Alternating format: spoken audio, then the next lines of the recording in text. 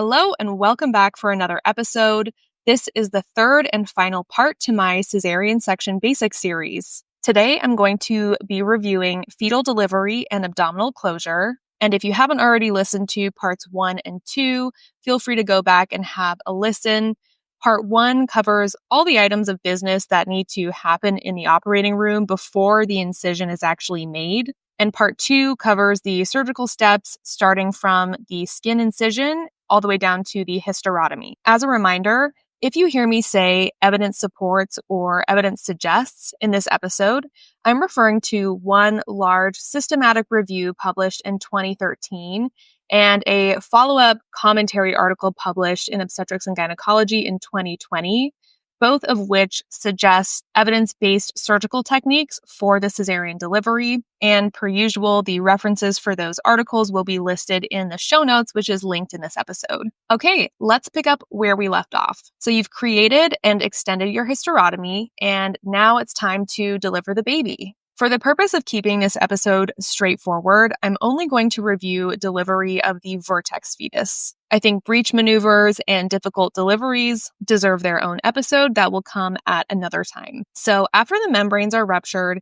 go ahead and insert your dominant hand through the hysterotomy and gently elevate the fetal head to the hysterotomy. Once the fetus is there, you're going to ask your assistant to apply fundal pressure. And this fundal pressure should enable the head to deliver. Oftentimes, the juniors that I work with will express that it's kind of hard to actually deliver the baby, particularly the head, and I'll see them struggle to do this. And I think the reason for this is that a lot of people, when they're new, are just too nervous to put their whole hand through the hysterotomy. And you have to insert your hand a lot farther in than you think when you're a beginner. So I'll tell my juniors, go ahead and insert your whole hand around the fetal head. And you're not squeezing the head in any way, but you're palming the head, and you want to feel your whole hand around it.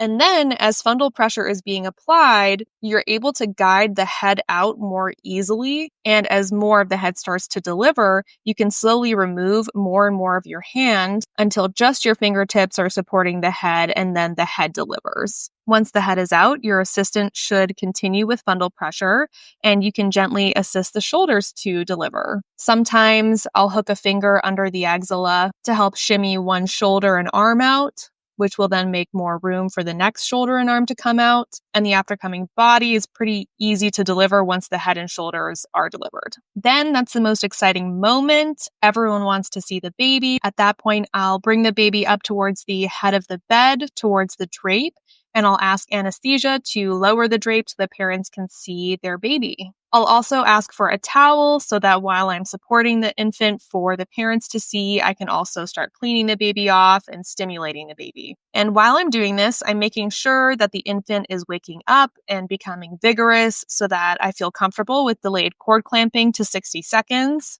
And when I'm holding the baby for the parents to see, I'm actually kind of holding the baby in a prone position. So I'll support/hold the baby's chest with my left hand, and then stimulate its back with my right hand with the towel. And that way gravity can sort of help as the infant coughs up those extra secretions. Similarly, when it's time to clamp the cord, I'll place the infant in the prone position on the drape that's covering mom's legs, just to help prevent baby from inhaling all those secretions, while we quickly clamp and cut the cord. After the cord is clamped, you're ready to pass the baby from the operating table to the bassinet, and now you can focus on the placenta. But before that, just don't forget to collect your cord blood and/or gases, depending on the clinical scenario. All right, now we can talk about placental delivery and abdominal closure. Evidence suggests that the optimal way to deliver the placenta is spontaneously. And that doesn't mean just watching and waiting. Spontaneous delivery means application of gentle cord traction combined with uterine massage.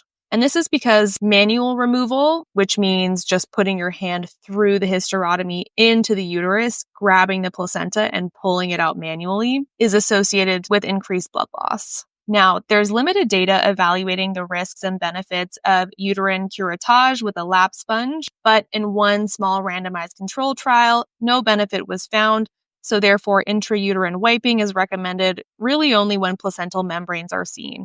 Although in my experience, that's pretty frequently. So the way you're going to do this is take a dry lap over your fingertips and insert your whole hand into the uterine cavity, sweeping from cornua to cornua, and then scooping any residual membranes out from the lower uterine segment as well, and just passing those off to be discarded. Now you'll need to decide if you want to repair the uterus while it's inside or outside of the abdomen. Uterine exteriorization for repair may be associated with patient nausea and vomiting, and potentially a slower return of bowel function. However, it also may be associated with reduced blood loss when compared to intra-abdominal closure. The authors of the 2020 commentary make the point that since nausea and vomiting are pretty easily remedied with antiemetics, the potential benefit of reducing blood loss and improving one's ability to inspect the surrounding anatomy is reason enough to support routine exteriorization for uterine closure.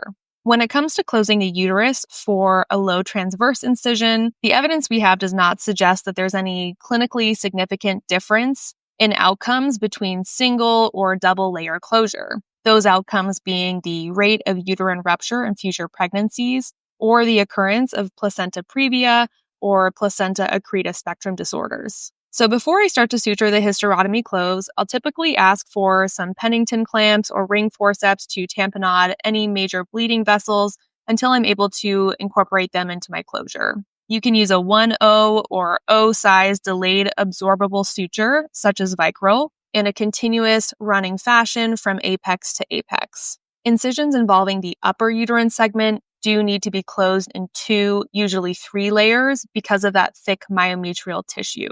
We don't have great evidence to suggest improved outcomes in locked versus unlocked running sutures, so that's really up to you. If my patient is bleeding a lot, I will. If they're hemostatic, I won't. And once the hysterotomy is closed, I will then inspect for hemostasis and, if needed, either imbricate with a second layer versus plate figure of 8 sutures as needed until I'm satisfied with the hemostasis of the hysterotomy. After uterine closure, you can inspect the adnexa, clean any pooled blood or clot out of the posterior cul-de-sac with a moist lap, and then replace the uterus within the abdomen. If you didn't exteriorize, you can clean out the gutters in a similar fashion with a moist lap sponge on either side. Okay, then you'll want to inspect the rectus and fascia for any areas of bleeding. I'll typically take 2 Coker clamps and grasp the superior and inferior fascial edges so that I can properly visualize both the fascia and rectus.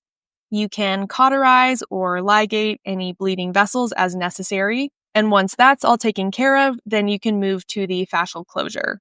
Evidence suggests that using non-absorbable suture may be associated with more chronic incisional pain than absorbable suture. So the routine use of a delayed absorbable monofilament or braided suture like Vicryl or PDS is recommended. And this can be done in a running fashion or an interrupted fashion. However, there's no clear benefit to interrupted sutures, and the fact that that would drastically increase your operating time suggests that you may as well just run it. And I've actually never seen anyone close the fascia in a C-section in an interrupted fashion. And I want to make the point that here you definitively do not want to lock your suture because 1, the tissue is avascular, so you do not need it for hemostasis.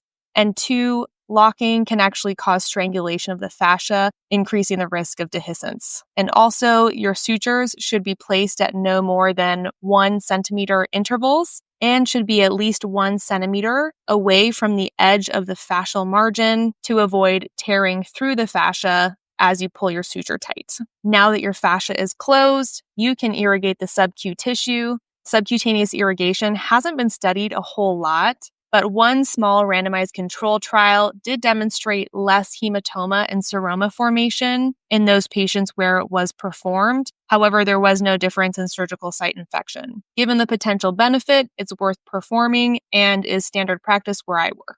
After this, you can dry the tissue and inspect for any large bleeding vessels that need to be cauterized or ligated, and then move on to your final steps of closure. So the question is, do we close the subcu or not close the subcu layer? Evidence supports closure of the subcutaneous layer when the depth is greater than 2 centimeters to reduce the risk of wound complications such as hematoma, seroma, infection, and wound separation. Lastly, we can close the skin. Evidence supports subcuticular closure with absorbable monofilament suture like monocryl. With the data they had in the 2013 article, it was considered appropriate to either close with staples or subcuticular suture. However, since then, a meta-analysis of 12 newer randomized control trials demonstrated significantly decreased wound morbidity, meaning infection, hematoma, seroma, separation, or readmission for wound complications in those patients who were closed with a subcuticular method as compared to with staples. Additionally, those patients experienced no difference in pain, cosmesis, or satisfaction when compared with those patients who were closed with staples. All right, that brings us to the end of the C-section Basics series. I hope you found this helpful. If you did, it would mean a lot if you considered leaving a review or even just shared the episode with a friend. I've been having a lot of fun making these episodes, and I just hope to be able to reach as many learners as I can. Have a great week, and I will catch up with you next Saturday.